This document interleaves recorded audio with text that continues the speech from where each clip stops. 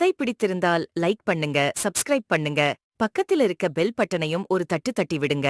அப்பொழுதுதான் நாங்க போடுற வீடியோ உங்களுக்கு நோட்டிபிகேஷன்ல வரும். வாங்க கதைக்குள்ளே போகலாம்.